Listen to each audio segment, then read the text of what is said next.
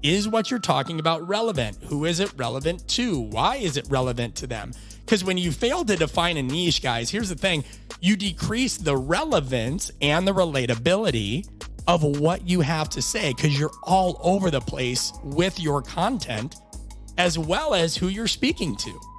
You can't be all things to all people. I mean, you can, but you will eventually deal with burnout. The quality of your work will suffer and your impact will be fuzzy at best because you're going to be constantly stretched so thin going from one thing to the next that it wouldn't ever allow you to truly assess the effectiveness of any of the solutions you tried to provide to people.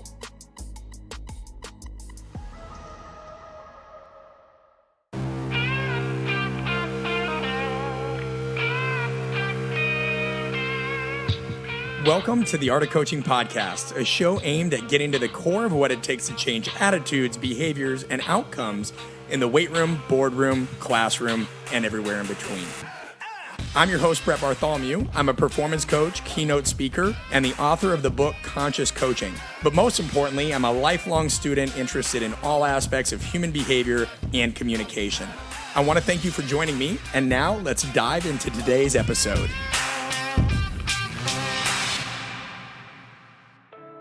Words, how and when we use them, and the context in which they're delivered matters more now than ever before. Now, this is true whether we're talking about recipes, storytelling, resume writing, the interactions we have within our relationships, and if you're like me and you're a music lover, of course, song lyrics. So recently when I was reading, a song that was written and sung by American folk singer and songwriter John Prine was referenced by the author. And he had stated the lyrics of it had an indelible impact on how he, referencing the author here, himself used words.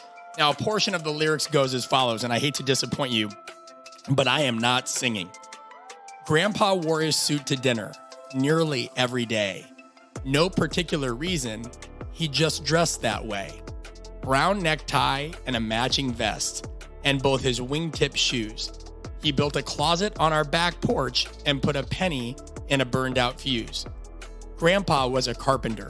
He built houses, stores, and banks, chain smoked Camel cigarettes, and hammered nails in planks. Now, whether or not this sounds like the type of song you personally would like to listen to is irrelevant. What is more important to note is that if you paid attention to the words and you really listened, just this small portion alone provides a vivid and illustrative description of who this guy's grandfather was and what he did. As a matter of fact, the lyrics towards the end stated it openly. Grandpa was a carpenter. He built houses, stores, and banks, chain smoked Camel cigarettes, and hammered nails in planks. Say what you want about the other lyrics or cringe at the reference of cigarettes, whatever. But if after listening to this, you did not clearly understand that this man was a carpenter who built things and got his hands dirty, then you need to slow down for a moment. Take this podcast off of 2x speed. Yeah, I know you, productivity guy and gal. Or stop doing the other things you're doing and re-listen to that part of this segment. Now, this is advice that leads into the very core of what today's conversation is about. The age-old question of whether at some point someone should quit doing a million other things and instead niche down on an expertise or a position. Now, in full transparency, I've already discussed many of my views on this and given some tips on our newsletter, which went out earlier this week. And since I do my best to make it a habit to never duplicate what goes out on our newsletter to the podcast and vice versa, hint, they're complementary to one another, so you should be subscribed to both. For better or worse, I'm not going to rehash what I already said there, but it doesn't mean you're going to be behind, okay? So don't freak out. Don't feel like you need to quit listening. We're going to give you some great stuff here that they didn't get on the newsletter. I'm just saying, get your butt on both, all right? So I'm going to dive into this argument from another angle because it's one of our most written in questions that we get. And I'm going to provide you with some tips that hopefully will help you on your journey. Now, one piece of context that I will repeat from what we put on our newsletter is this. When we are talking about specializing or niching down right? Versus taking a general approach on this episode, I am not referencing what is considered best to improve well-roundedness as a human being.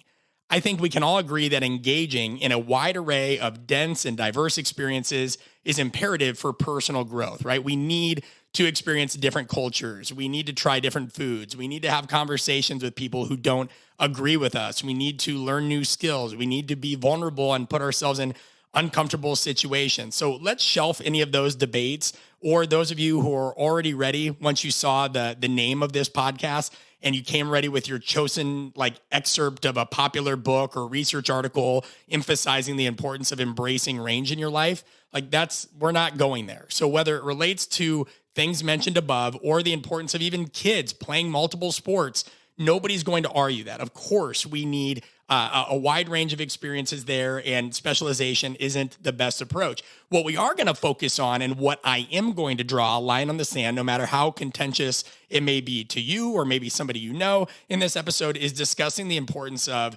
really embracing a niche for purposes of professional distinction, a competitive advantage, and improving the overall clarity of what you do, who you want to serve, how exactly you're going to help them, and so on and so forth.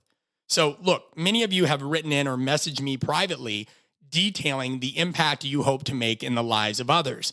And this desire is the essence of what it takes to be a true leader in any field, or just an impactful human being to begin with. The vast majority of the Art of Coaching allies, which is kind of the quote unquote cute term we call the most consistent and committed members of our community. Listen, it used to be the Art of Coaching Army, but I figured in today's society, you don't know who's going to attack you for that. It'll probably change. But either way, the vast majority of them are the type of people who are enthusiastic to learn. They're impact driven. They want to ensure they come across the right way. And I'm sure that describes you listening. But a big pain point, and I've experienced it too, that has been communicated to us from people across a wide range of professions is how do I present myself as someone who is this humble human being, but also capable? I get it across to folks that I'm capable of guiding or coaching them. In other words, the people that our work tends to resonate most with would rather be the guide on the side as opposed to being the sage on the stage. And I'm very much the same way, even though I recognize that right now, my face and my name is very much attributed to Art of Coaching and many things.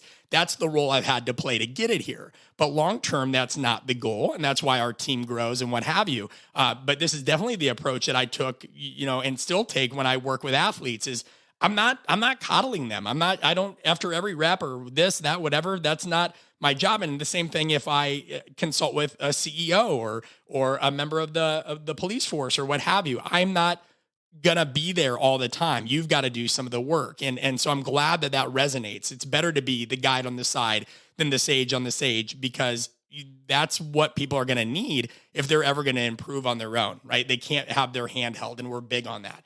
So this all makes sense, the concerns that you've written in with, because if we come off the wrong way, especially out of the gate, it impacts our ability to connect with others. So nobody's going to be interested in hearing what you have to share if you're not relatable or you come off the wrong way. So in essence, supporting others is very much dependent on our ability to effectively share our experiences without being stifled by stigmas. And those stigmas come as a result of poor communication and a lack of clarity. So here's what you need to know to set today off. A big part of not coming off like a guru, and sometimes it's weird using that term because I've learned as I've gotten into other fields with our work, guru can actually be a really good term, but in the performance community and strength and conditioning, that is it's the most degrading, awful thing you could be. If you come off as a guru, you are like a sellout. So I find that interesting, just as a side note, how different professions look at that term. But a big part of not coming off of a guru, and let's imagine in this context that it's something bad, or having your work be misinterpreted by the masses, is to understand really what you should share versus what you should not share, and who that information is most relevant to. Now, make sure you highlight or underline that if you're taking notes, or if you are, taking notes, because it is a key word when we discuss communication in general. Relevance. It is also it is also synonymous with the term niche in particular. Relevance. Is what you're talking about relevant? Who is it relevant to? Why is it relevant to them? Because when you fail to define a niche, guys, here's the thing. You decrease the relevance and the relatability of what you have to say because you're all over the place with your content as well as who you're speaking to. You can't be all things to all people. I mean, you can, but you will eventually deal with burnout. The quality of your work will suffer and your impact will be fuzzy at best because you're going to be constantly stretched so thin going from one thing to the next that it wouldn't ever allow you to truly assess the effectiveness of any of the solutions you tried to provide to people. So let's talk about defining your niche in about 4 steps. And I say about because every now and then something comes up or I take a left turn, but we'll try to keep it clear here. Step 1 is identifying your overall market. Who is it you want to help? What do you want to change? And maybe even where, right? As another side note and a humorous but relevant one, like you think of, if we think of pop culture or we think of, now all these superhero movies are so popular, whether you like movies or not, we know that Batman is usually only in Gotham City. Now, I'm sure there's some side comic that I'm not aware of. I don't actively read comics where he goes other places and Batman probably goes to space or whatever. But when you say Batman and you are playing an association game with somebody that knows Batman and, you're trying to get somebody to, hey, what city is he in? They're probably going to say Gotham City because that's what he's associated with. That's his niche. He is a crime-fighting vigilante in Gotham City. We get that. And so when we're identifying our overall market, whether it's who you want to help, what you want to change, where, what have you, clarity in all of these things is required. Now, some recommend only starting with the who, but that may change over time. For example, I began by wanting to help athletes train smarter and overcome limitations.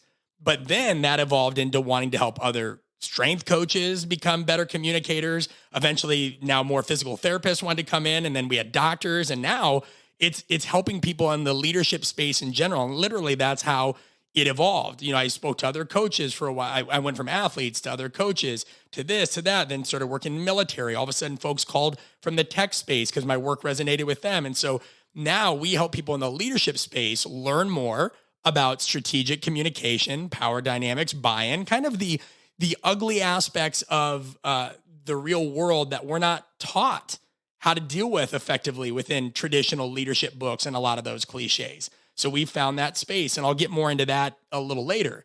But for me, this was a necessary evolution. And there was definitely no way to fast track since each part of that journey lent valuable insight into the others, right? Like a niche is not a way for some overeager novice just to like jump into something if they don't have credibility in what they do. You don't just get to make it up and all of a sudden you're an expert. It becomes clear by working in a focused manner in one area, and then that plan starts to take shape and different abilities start to shine through and you pay attention. Now, for some, this can also lead to a bit of an identity crisis, and that's normal. But remember, we have to evolve. There is this great organization, and we talk about this in an upcoming resource that we have. So if you want to dive deeper and nerd out, I found this fascinating, and I might butcher the name, the Henokians as an example. This is an organization of companies who have been around for a minimum of 200 years, more than that now. And the deal is a couple of things. A family member must be the owner or the majority shareholder. So it's not a business club. Like members can even be competitors. Imagine that, guys. Imagine competitors being a part of this centuries-old organization. But they are required to exchange ideas. You can't get into this club. And believe me, this isn't like a Facebook group, right? This is something that many companies would kill to be a part of. And you can already see if you've been around for 2 centuries, you're a company that's probably lasted for a reason. And they say, we don't care if you're competitors. You have to exchange ideas. Now, one thing they have in common is they've lasted because they evolve and diversify. So when I say define a niche, I'm trying to assuage any anxiety early. It doesn't mean it can't change over time, but I am saying you do have to have clarity. But these companies, many of them that are a part of this organization, they're not the same company as when they started. Nokia, for example, used to sell paper. 3M once sold minerals. Tiffany and Company, which is very much renowned, obviously, if you know them, for jewelry and diamonds. They sold stationery of all things. Wrigley, which is synonymous with chewing gum, once sold soap. DuPont sold gunpowder. Berkshire Hathaway, I'm from Omaha, Nebraska, right? The hometown of Warren Buffett. That used to be a cotton mill that produced linings for men's suits. Marriott used to be a root beer stand, believe it or not. What other examples? Nintendo sold playing cards. American Express used to deliver mail. Samsung was a trading company. And even NASCAR got its start from bootlegging liquor. Now, that one might be a little bit more believable and evident to you guys than when you hear that Tiffany and Company sold stationery. But the point is these things evolve. Now, I didn't just give you examples there. Some of those companies are obviously not 200-year companies and they're not members of the Henokians. I'm giving you examples of companies that have switched and have pivoted. So being able to do this and define a niche and even pivot, like, it's a good way of really ensuring that you define a category that fits with your values and interests before you get too obsessive about your audience. And I say that because, again, people just want to jump into who, but this is a holistic process.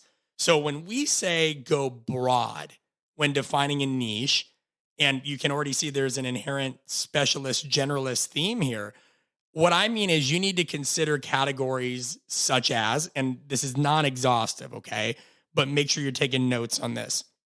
Education could be health, wellness, and beauty, nutrition, finance, lifestyle, which might include travel, leisure, what have you, entrepreneurship or business development, relationships, or other. And we've all filled something like this out before. There's been a place that we've gone to, whether it's at the doctor or the DMV, that has required us to do that. And pardon me clearing my throat periodically, overcoming a little bit of a cold here.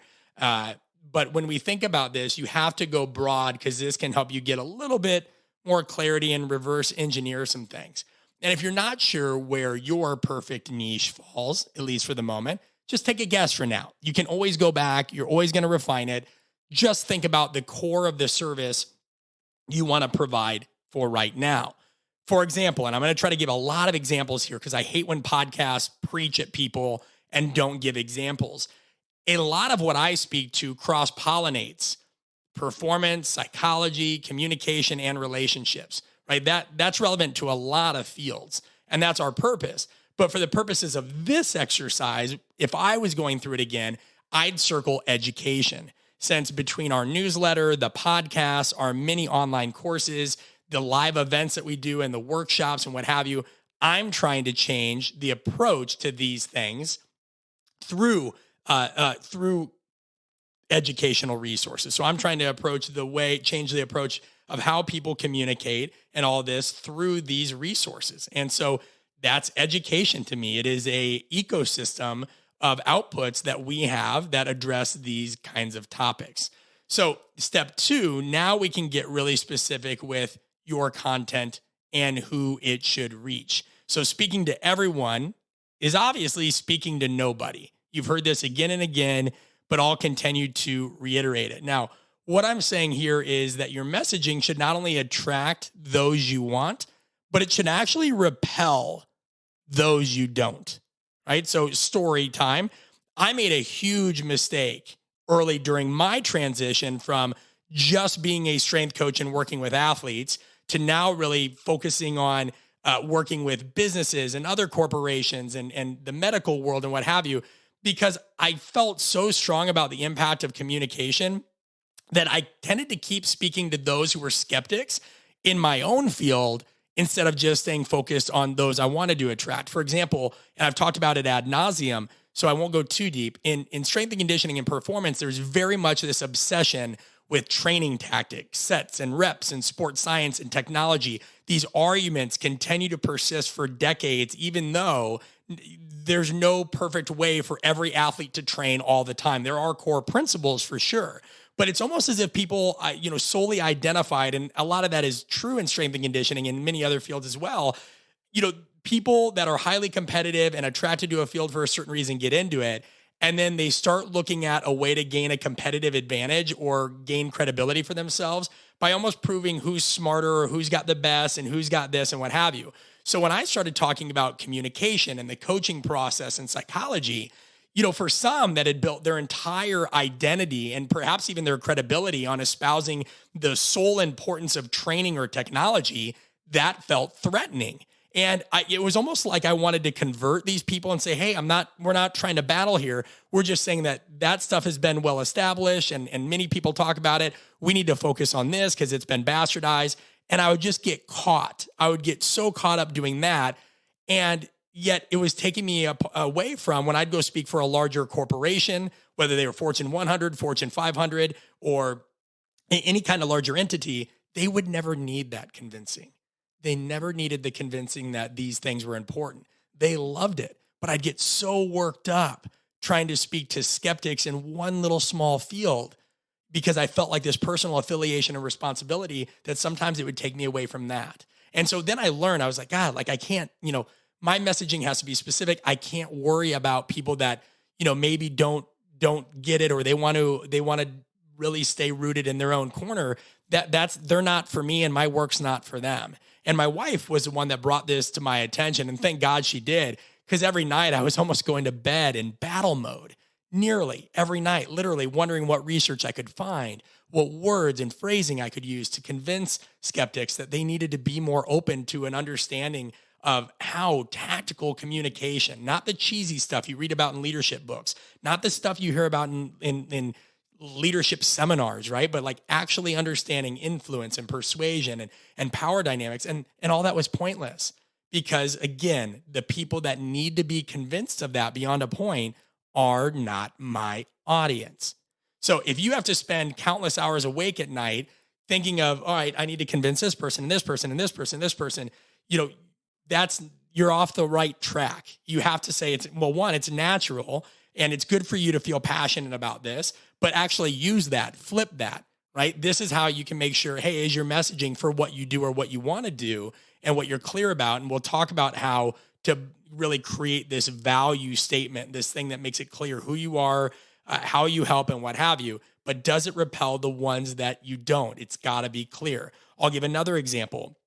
We give away on average, I think last year around 11 or 1,200 hours worth of free content. Again, whether it's the podcast or YouTube or free downloads, the podcast reflection sheets or what have you. So, we bust our tail off on that. But some of our stuff requires people pay. We're a business, right? Whether it's communication coaching, whether it is anything related to helping somebody build a business, whether it's my speaking, whether it's our courses, those are things that we charge for. And we try to provide it at a very high quality. So some might consider it more expensive than they're used to paying. But the reality is that we are so confident that if you find our free stuff good, that you're going to find our paid stuff even better, that, we don't want to spare an expense in creating those things. I mean, how would you feel? I one time remember I spent nearly $1,500 for a quote unquote course. And when I watched it, it was somebody who had set their phone up on a tripod and basically filmed just this workshop that they were doing where half the time you couldn't see them, you couldn't hear them because there was no audio connect. There was no experience there. They'd be off to the side, they'd be out of sight. And I'm sitting here thinking, are you kidding me? On the other hand, there's been times where I've paid quite a bit more and it's been a wonderful experience. And even though that amount of money is still scary, you feel like you got that value in return. So you have to understand that, again, not everything's going to be for everybody, and you've got to put your foot down and you've got to be unapologetic as you start to figure that out. All right, so let's talk about, again, making sure that our content and who it should reach and getting really specific there, how to do that. So we had somebody in our coalition group one time, and he's a phenomenal human being. And for privacy reasons, I've changed aspects of this. And he really he was a single father at one point who wanted to put out more resources to help other single dads or people that had gone through divorce, because he didn't feel like he had something that spoke to him when he was going through such a monumental life change. And again, I've changed some aspects of this to respect privacy and what have you. So for that aspect, it's not enough to say, if you're creating this value statement of who you are and what have you, I want to help single dads. Well, what do you want to help them with? It's better to say, I want to help single dads cope with the realities of parenthood after divorce so they have strategies for how to navigate the emotional and financial complexities of their situation. Now, that's absolutely a mouthful, but we're getting a little bit more specific, and this is going to be an iterative process. Do you see the difference there, though? With just a bit more information, we've cleaned up quite a bit of ambiguity in the eyes of those who are trying to help. If you say, I want to help single dads, well, with what? Are you trying to hook them up with somebody? Are you trying to help them with their confidence, with how they dress, what have you, right? Compared to, I want to help single dads cope with the realities of parenthood after divorce. Right then, there's a who, what, when, right? We start to get a better idea of this. Even more clear still would be, we help newly divorced fathers who are experiencing financial struggles get back on their feet by providing counseling and financial education. Great. Who are you helping? Newly divorced fathers. What are they experiencing? Financial struggles. And what are you going to do for them? Help them get back on their feet. How? By providing counseling and financial education. That's very strong. Very strong.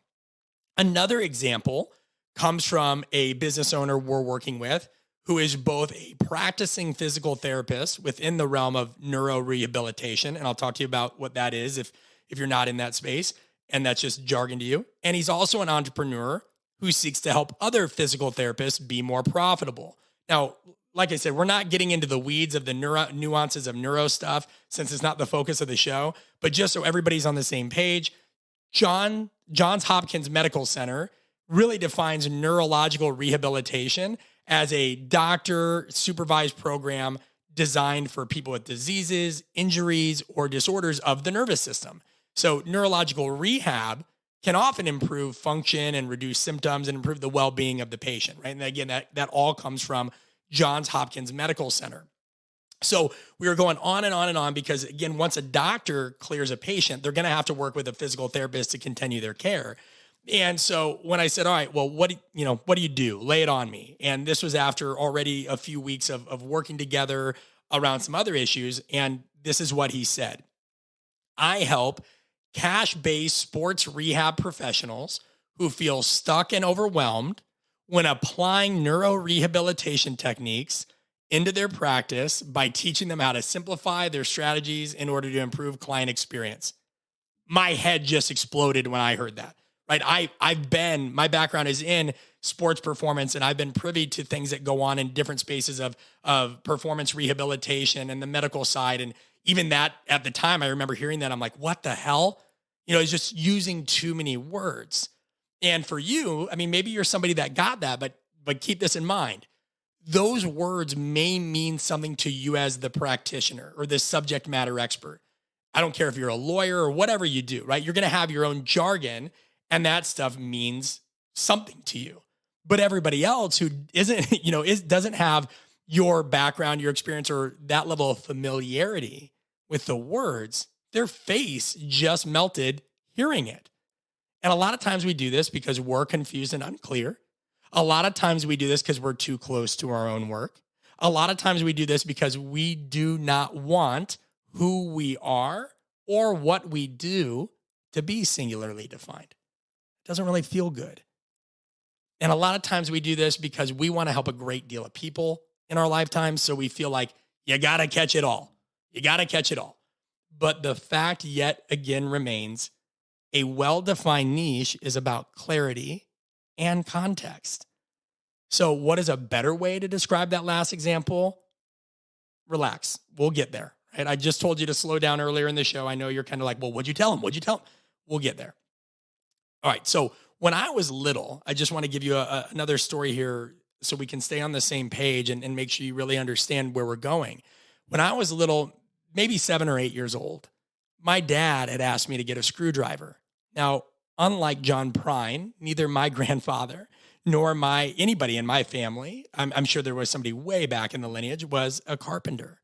So anything related to this stuff, especially me being like 7 or 8, was not familiar territory for me, even if it was as simple as a screwdriver. I mean, 5 minutes ago, prior to him asking that, I was hitting baseballs into a net. I grew up playing baseball and football and throwing firecrackers off the porch. And now here I sit with no idea of what to bring him when he's asked me this.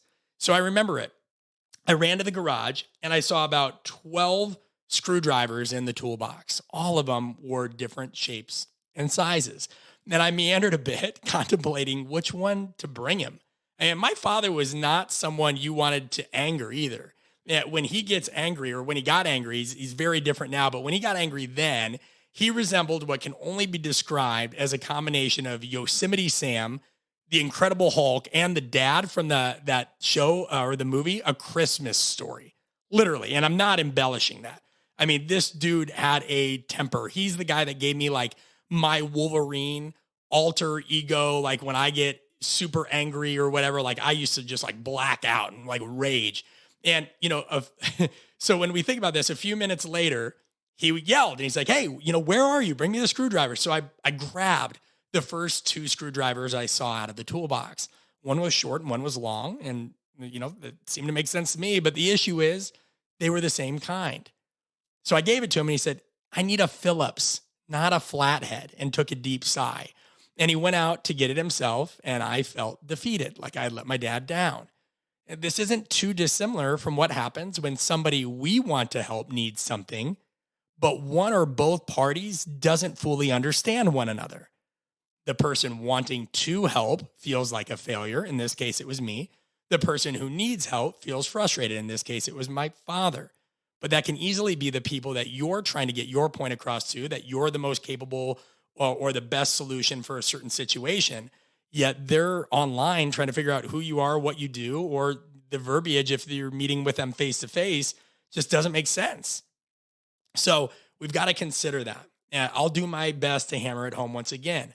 A niche should be as clear as a well-told story. And according to legendary screenwriter Robert McKee, who has 18 Academy Awards to his and 107 Emmys to his name, the first step towards a well-told story is to create a small but knowable world. Now, even if you're somebody that's a huge Game of Thrones fan, you're like, well, that's not true. They had this and this and this. Yeah, but it was all aspects of Westeros within that, at least within the show. That's a knowable world. You know where things are going on. And relax. If you're not a Game of Thrones fan or whatever, and you're like, dude, you're losing me with movies, I'm sure you can appreciate the concept of metaphor, right? Everybody knows kind of their own version of a small but knowable world within the context of whatever form of media or enjoyment they engage with. So speaking of movies, the trailer of a movie sometimes serves as an excellent example. That is, if the studio is not trying to be cute, and an example of a niche, so to speak, it lets you know what it's about. It lays out the context, the characters, the conflict, and the constraints pretty clearly. Yeah, imagine this. Just play along with me for a moment. If you're driving, don't close your eyes. But if you're anywhere else, close your eyes. Maybe not walking your dog, but close your damn eyes. All right? It's the weekend. You've just had an unusually productive week at work. I mean, everything on your to-do list got checked off. You're on the ball. You're on the money. Anything that is in your control, you've addressed. And you decide to go to the movies. Now, let's imagine this is post-COVID, of course. So you find your seat. You turn off your phone. You get comfy in your chair. And you reach for a warm handful of popcorn. You turn your eyes to the screen as the lights start to darken around you, instantly enveloping you in a sense of solitude. Like you are in a good place right now. Then the screen illuminates. And it's the first of many trailers before the show starts. But you don't mind because you're just happy to be able to unwind for a bit. And I got to be honest, I'm ready for this. I like going to the movies. And the bass of the speakers begins to vibrate forcefully as you hear the movie trailer guy's voice bellow the following. In a world where terror has filled the streets and fire scorches the skies, you watch as the screen shows, your heart jumped, and it looks to be a massive city under attack on the screen. And waiting patiently, you're trying to figure out what the hell's going on. And then the voice chimes in again. One man is about to embark on a journey that will determine the fate of humanity. All right, now you're transfixed. And you're inhaling popcorn with the veracity of a Dyson vacuum waiting for that movie trailer guy, who I miss, by the way, to tell you more. And this time he's playing for keeps. This is it, you think. The big reveal. And all of a sudden, a completely different voice emits from the speakers. Oh boy, I can't wait to whoop some ass. Was that Mickey Mouse you just heard? You squint angrily and confused at the screen because that makes no sense. Why is Mickey Mouse running into a burning building and judo chopping bad guys? And as ridiculous as this sounds, and clearly I've lost my mind, I get it. The malalignment with how it really does represent the malalignment with how some people approach defining a niche. It's not that dissimilar. Like there used to be a neighborhood coffee shop that I'd frequent, and I'm not a coffee drinker. I'm not. I know. I'm sorry. I'm not super interesting. I'm not. I always get looks when I tell people like, hey, I don't really like beer and I don't really like coffee. There's some people that question how I even have a beard if that's the case. But there used to be this neighborhood coffee shop that I'd frequent that used to be a reliable source of a good flat white. Now, if you know coffee and espresso and what have you, this is something that when I went to Australia, because I traveled to Australia a good bit for business, again, when COVID's not happening, but as a non-coffee drinker, I'd really taken to this. Somebody introduced me to it, and I'm like, I'm into the flat whites now. So I would go get one, and I enjoyed it. And I reveled in the fact that I had found a place that did that thing extremely well. Finally, like I had this drink that, I was into or whatever. But then one day, when I needed it most, I walked into this place that it was trusted. It was a resource. I knew I could go there for this thing. And instead of smelling coffee, my airways were absolutely assaulted by the smell of pizza. And not the good, like garlicky, warm smell that emanates from the oven of a place that's really dedicated to crafting quality pizza, but rather that cheap, starchy smell of some sort of plastic wrapped flatbread with God knows what on top. And I know you know what I'm talking about because some of you have spent time in an airport where it was like the last thing to eat. You grab this and you like bit into this thing and it sucked and it just smelled like it sucked and it was what it was, but like you're stuck with it now. That's what I smelled. Well, guys, you don't need to be a coffee drinker or a pizza lover to know these things do not go together. To walk into a coffee shop and smell pizza is as ridiculous and odd as to hearing that movie theater voice guy lay out everything that sounds like an action movie, and then Mickey Mouse pops up on screen. It's weird. Now, it doesn't mean they can't go together, but when the main thing that is not the main thing overwhelms something else that is a different thing, like that spells trouble. It's just not good. So the clearer you are about your expertise and the value add, who you're trying to serve and how, the less your audience has to think. And that's what you want them to do, because the availability bias is real, guys. People can't choose what they can't easily think of and select. I talked about this on the newsletter. And if you're the newsletter reader, you know that I told you I'd finish my point on this when you listen to the podcast. But on the newsletter, I talk about how it is not about that adage that we hear our whole life. Some people think, well, I don't need a niche because I'm going to help so many people. And, that will help my network, build my network. And since your net worth is your network, it's all about who you know and what have you. No, it's not. It's not, guys. It's not about who you know. It's about who knows you. It's about who knows you, what you do, and how well you do it. So the next time you hear somebody say, oh, it's about who you know. I mean, no, it's not. Like, cool, that might get you in the door. Like maybe, at best, that doesn't mean you're going to keep a job or anything like that. It is literally about who knows you, what you do, and how well you do it. And if you don't understand that and you don't adapt to that and you don't adopt that mantra, you're going to be in trouble professionally. And then you're going to be one of those angry people who gets online and talks about how ridiculous it is because people always choose to work with charlatans and idiots and phonies and pretenders, when the reality is you're getting mad because those charlatans, phonies, idiots, and pretenders know how to speak the language of your audience better than you do. So whose fault is it again? Because it's egotistical if you think that you don't have to make what you do and how you do it and who you help clear, yet you expect other people just to know that. And I've talked about this before. I've always found it interesting when people are like, well, I don't want a website. I don't want social media. I don't want any of this. But then they're so mad that, they're not getting the business or the recognition or whatever that they'd like to have. And a bunch of phonies out there are. I'm like, I don't know what to tell you. It seems pretty egotistical to think that somebody's just going to figure out that you're the best or that you do the thing they're looking for if you don't want to tell them. So you've got to be able to make it easy for them to identify you. And I'll give examples of my own mistakes and my own stuff. At one point in time, my personal website, brettbartholomew.net, I guide coaches, leaders, educators, and business owners on how to build lasting buy-in with their audience by helping them become more skilled and adaptable communicators. It's okay, but there's a lot of issues there. And I think at the time, again, I was still trying to battle this aspect of make it clear that I don't just train athletes anymore, that my stuff isn't just for strength coaches, it's for a lot of folks. And so I tried to make that clear, but I don't even think that was the issue. I think the issue with that one was by helping them become more skilled and adaptable communicators. For many people, communication is a nebulous term. They don't know what that means. I mean, they know that people communicate, but what does that mean? And for us, communication, it's a huge part. Listen, if you improve communication, this is a medium, communication is the tool, the screwdriver, if you will, that helps overcome misunderstandings. There is a model out there that one researcher posits, and I like this, where he says it is actually the norm for people to miscommunicate.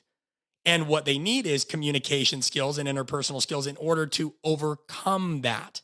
So we view, if we can help people improve the messages that they craft and how they deliver them and their ability to recognize contextual factors that might influence the reception of that message, that we can create a world where more trust gets built, more work gets done, and less time is wasted, right? But I still, for most people that looked at that, if they're like, oh, skilled and adaptable communicators, okay, what, this guy teaches love languages or something? No, whatever. So we then went through a phase for our business, Art of Coaching, where it's, hey, we enhance your ability to communicate, connect, and build a lasting buy-in with those you serve. That's nice. It's clear. Now, it doesn't spell out a problem, but it was another evolution. I could have also said, I help coaches become better communicators so that regardless of whether they're trying to build buy-in with those they serve or build their own brand, they get their point across more clearly. Now, why the left turn? Well, we found that even though just like I started off as a strength coach and I've evolved into something else, a lot of what I talked about was communication and building buy-in. And that was meant to deal with, politics in the workplace and power dynamics and what have you. But I found a lot of people reached out and said, hey man, you've built a pretty cool business. Could you help me with that? And how'd you brand yourself? Because in my core field, branding yourself is anathema. You're not supposed to do that. But we like to think that we did it in a pretty tasteful way. I'm sure there's plenty that disagree, but you're never going to appease everybody. We've talked about that.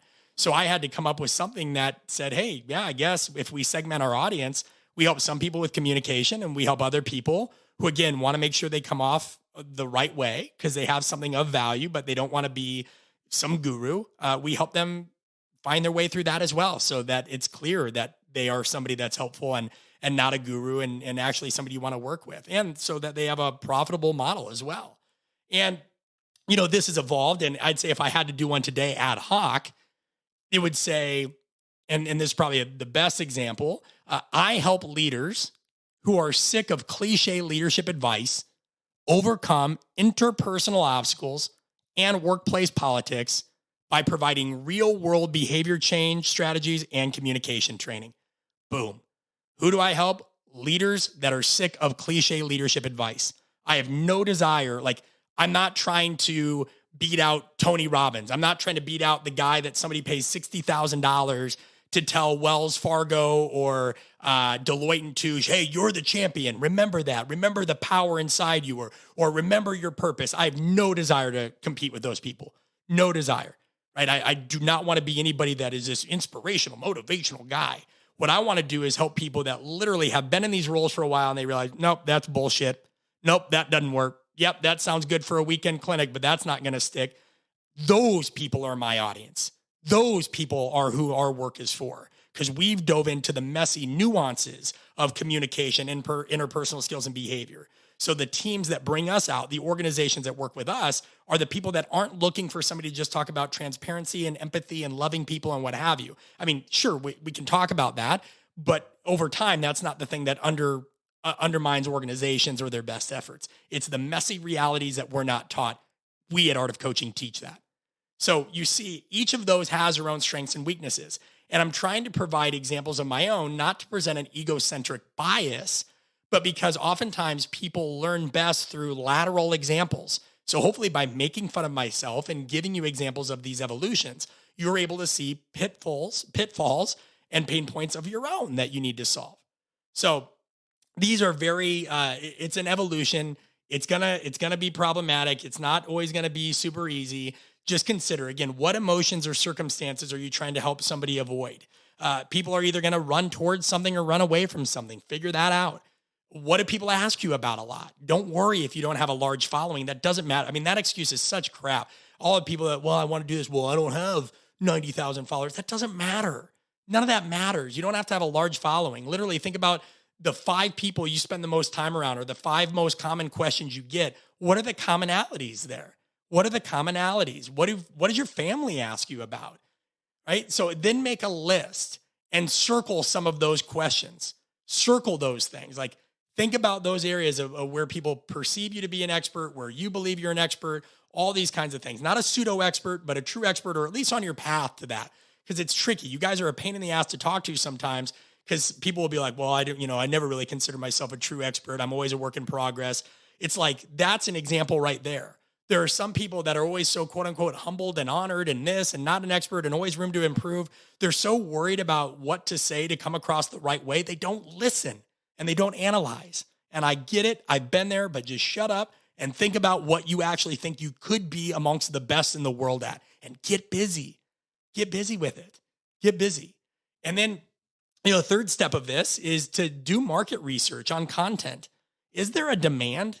Right? Like it's a double-edged sword to begin with. But if you think, I'm just going to start talking about these things. All right. I mean, if you think, well, there's no demand, there doesn't seem to be anybody out there on that. Like, so that could truly be a niche. Like, don't you want me to have a niche?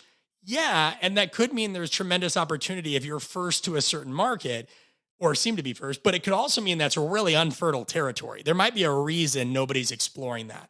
I mean, there might, and I see this all the time. We see people getting into the mega weeds with something and it's because they're interested in it and they're obsessed with it, but like they don't have proof of concept that anybody else really is. I mean, type it into Google, see what comes up.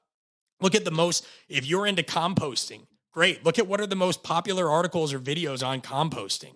Think about like what kind of, maybe all that stuff is on like a rolling composter. Can you tell my wife and I just started composting, but maybe there's another kind of composting. There's some people that compost with worms. Maybe they don't have that great of content. Maybe it's overcomplicated. All right, check that out, right? Or join groups and listen. The example I gave earlier, the gentleman that wanted to help divorced fathers, he started looking at Quora groups. He started looking at Reddit threads and he started realizing like, oh, man, I would have never thought of this. And I myself am a previously divorced father, right? Like if you just listen, great things happen. And the point here is you don't want to find customers for your products. You don't want to build something and be like, look what I built. Who wants it? You want to find products for your customers. What are their pain points? Look for patterns, look for gaps that your strengths are well suited to bridge. And again, it's okay if somebody's already doing it. There's always different ways to do it. Are you kidding? Come on. Guys, there are people that within the last couple of years have started to create kind of art of coaching spinoffs, or people that are now trying to pivot into, the communication training and this and that. And that's fine. More power to them. Man, even if somebody came in and they have like 5 PhDs and they're the most handsome person ever. And literally, if you could judge a book by its cover, their appearance would make them a bestseller. And they could start talking about this, but they're not me. Right? Or these people aren't you. So don't worry about if somebody else, just do it differently. And do it differently can mean you can deliver it in a different way, or the experience overall. Like when we do our coalition group, I'll send people, like we do retreats and I'll cook breakfast for people. And I remember people are like, why are you cooking breakfast? I'm like, what'd you expect? We're going to cater it? 1, we're not some rich company. And 2, this is a company about people and communication. Why would I not want to engage with you? And there are just people that get so worried if it's a crowded space and they think, well, oh man, I can't do this. And if they do try to separate themselves, it's like, well, I'm smarter. Well, I'm better. I hate to tell you, nobody is going to go look you up because you claim to be smarter or better, or because you have a more convincing argument on your Twitter thread. They don't care. Okay. So final step is deliver with consistency. And like I said, guys, a style that is your own. This is going to take time. But if you refine the previous principles and you continually engage in this cycle of getting your hands dirty, interacting with those you want to help the most, actually listening to them and providing them with value, then your message and approach will continue to become more and more refined over time. But despite saying this, that value statement continues to be the most challenging for the wide variety of people. And it's understandable. And I hope that it's driving you nuts right now. So I want to talk about, we're going to go back through these steps again. I identify your overall market. And I gave you examples of this, but overall market, are you in education, health, wellness, beauty, nutrition, finance, any of these things? Make up your own damn category, whatever. But get a broad identification of your market. Get specific with your content and who it should reach. Remember, you're not trying to speak to everybody. What does the messaging say about who are you trying to attract? Who are you trying to repel? Right? Now, I mentioned content earlier, right? But I'm not talking about just how you deliver it and what have you. You need to continue to do market research on those things. Now, you could argue that could be one step. I mean, okay, but there's many aspects to those steps. And then finally, again, deliver with consistency and a style that's your own. So a lot of these are interrelated, right? If your mission statement, or not your mission statement, I'm sorry, if the value statement, which is, by the way, not related to a mission or vision statement, we're not talking about those right now. If the value statement itself is proving to be tricky, it could be helpful to think of it in the following ways. A podcast bio. We all know how annoying it can be to listen to a podcast when the host asks a guest to tell the audience about their background. Yeah, I did this early on when I didn't really know much because I wanted to give them creative freedom to tell their story. But then I remembered how it feels when I'm a guest on people's podcasts and they say, so tell us about yourself. Like, where do I start? Like, okay, from like college up, from grad school, from when I was hospitalized, from when I was a kid, like what are you wanting? And what's too much? Because you can chew up 20 minutes of a podcast and now you're just talking about yourself and that sucks.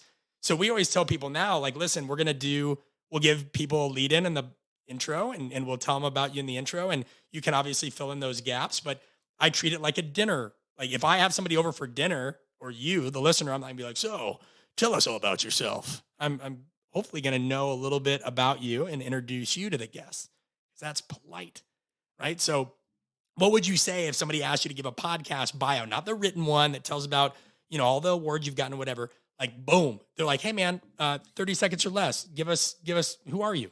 Think about that. Put yourself under those kinds of constraints. It's really hard. It's really hard. You never want to give people this kind of vague, open-ended thing that doesn't really go anywhere. Right? You have to be self-aware on that standpoint. If the podcast intro example isn't that helpful, try a children's storybook approach. A great story always follows a structure. It discusses a character who's on a journey, who experiences some form of hardship, right, until they come across a solution, which leads them to essentially take action, and that either ends in success or helps them avoid failure, at least future failure if they failed. So an example could be an introverted business owner who is terrified of being judged by advertising on social media meets a coach who helps them find their voice on social media so they can reach more people who will be helped through the use of their services. Right now, that's not a value statement, but that gets clear about some of the characters involved. You could be somebody that helps introverted business owners who need to learn more about advertising on social media and are looking for a coach that helps them find their voice so they can reach more people. Get that?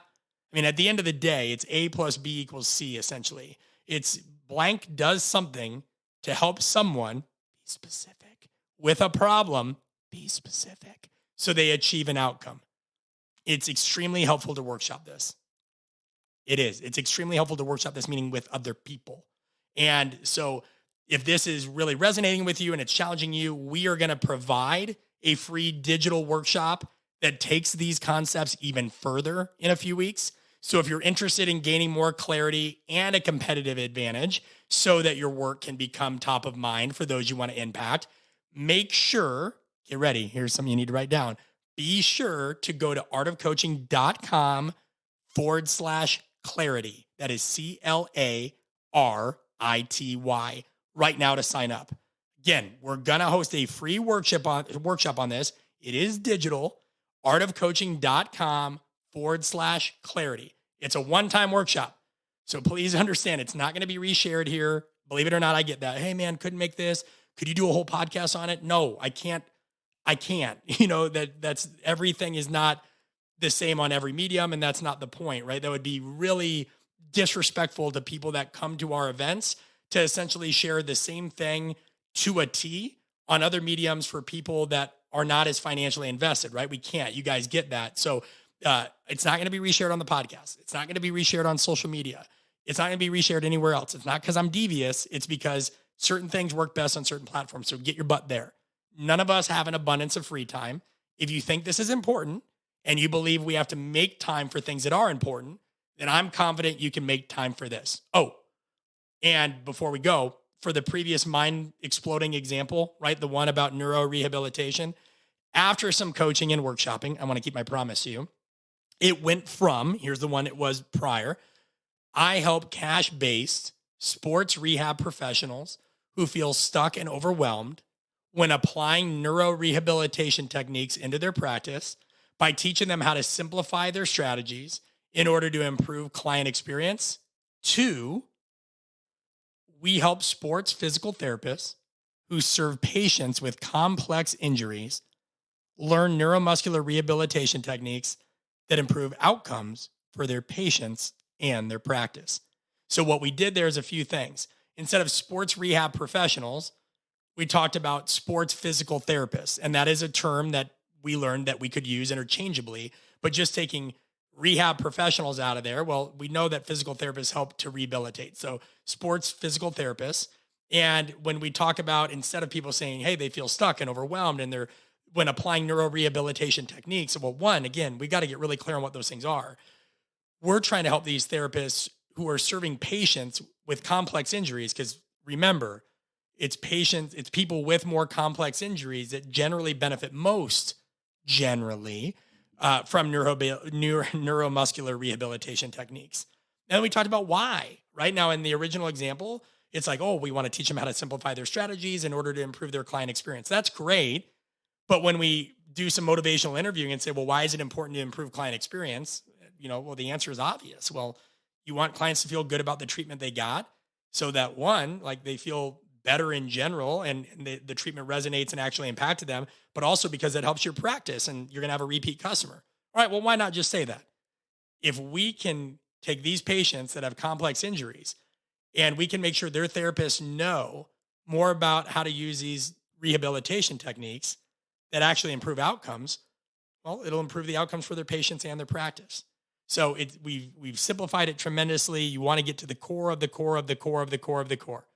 Again, is it perfect? No. But what's perfect? Besides, if neither makes sense to you or they both sound abhorrent, the goal is still accomplished because you're clearly not his audience. Until next time, guys, I'm Brett Bartholomew. Please send this to some friends. Leave us a review if it's made an impact on your life or work. Again, we're not like, it's very flattering when some people compare us to like, oh, This American Life or Joe Rogan or this and that. Those shows have tons of people that work on them, big marketing companies, lots of either journalists or assistants or production-based engineers and this and that. This is me, my good friend Allie Kirshner, and our friend Nate. We are a mom and pop shop trying to bring you really unique content, or at least content that is engaging and impactful. We can't do it without your help. So while I'm flattered that some people have suggestions of what we could do to be more like these big shows, right now we don't have those kinds of resources, but with your support, who knows where we'll get to over time. So send it to some friends, leave us a review, and you better get your butt to our workshop. Talk to you soon.